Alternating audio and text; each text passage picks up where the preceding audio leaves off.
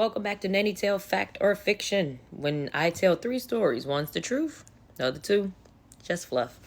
If you thought the answer was story number 2, the interview process, you were right. Let's get into the tale.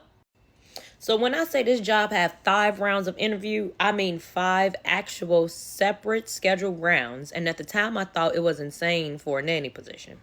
Round 1 was a phone screening with an agency. Pretty standard. They asked me about my experience, my availability, nothing unusual. Round 2 was a background check that felt more like a security clearance. Fingerprints, a 7-year history check, references going back to my very first babysitting job in high school. I remember thinking, okay, this family really does not mess around. Round 3 was a psych evaluation. An actual licensed therapist hired by the family sat with me for 90 minutes asking questions about my temperament, how I handle stress, how I react in specific hypothetical situations with the kids. I left that appointment feeling like I'd been more thoroughly assessed than I was for my own college application. Round 4 was a trial day at the house. Full day, real responsibilities, both kids, and I was being quietly observed the entire time. I just didn't know by who. Turns out there was a household staff essentially reporting on how I handled things.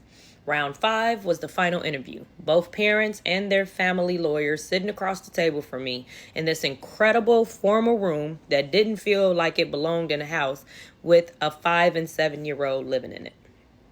Here's where it got interesting. Halfway through the trial day, before I even made it to round 5, the mom got a phone call in the kitchen while I was making the kids lunch. I wasn't trying to listen, but she just started crying right there. Phone still up to her ear, and I had no idea what to do because I'd known this woman for about 6 hours. She apologized, hung up, and just sat down at the table.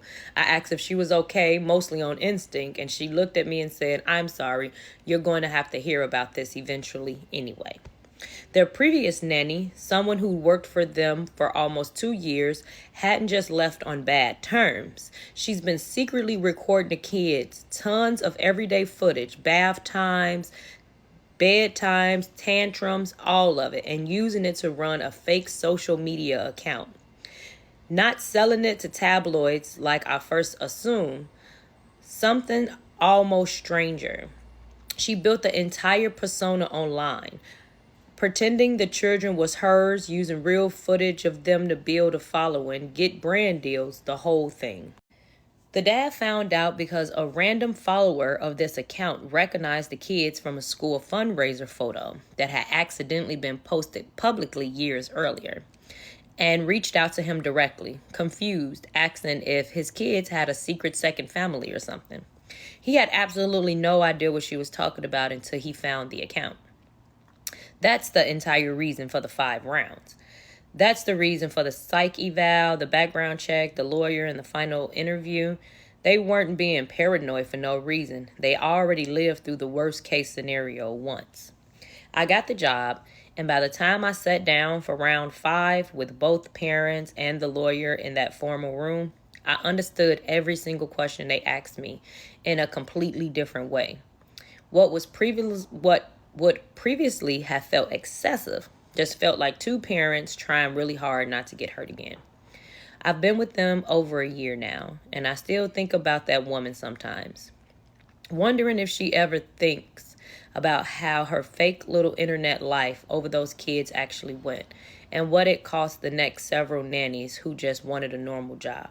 Woo! That one's crazy. You really gotta watch people. People will do anything. Anything. And that's why if I ever hire a nanny, I'm gonna be that extensive and I ain't even nobody. But nah, you ain't gonna be getting up on me and mine, baby.